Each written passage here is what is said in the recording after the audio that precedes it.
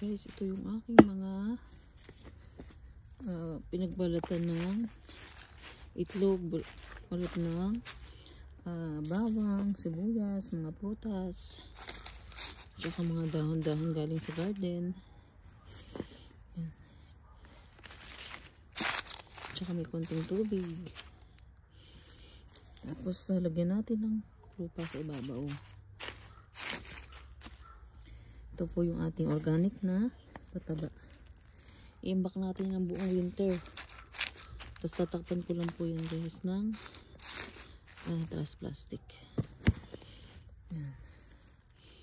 Kaya healthy ang ating mga gulay.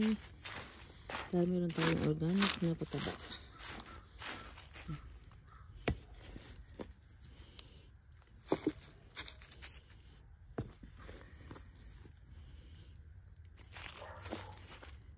Kailangan lang talaga guys, mga tiyaga ka, tsaka passion mo talaga yung pagtatanim. Dahil kung hindi mo passion, hindi mo talaga ito pagtsatsagaan.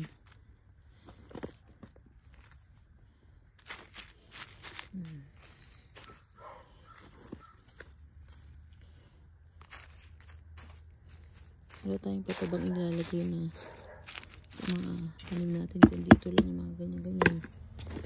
Mga balat-balat. Yan, tabunan natin guys. Pag kulang pa, dadagdagan ko. Ang dami natin ngayon organic kasi marami pa akong mga dahon na wawalisin guys. Mga tuyong dahon. Ang dami guys. Yun ang ilalagay ko sa ilalim ng mga lupang tatamin ko sa summer. Ito panghahalo ko lang. Yan. Kulang pa yung lupa. Dadagdagan ko na lang po ulit mamaya. Okay. Thank you for watching guys.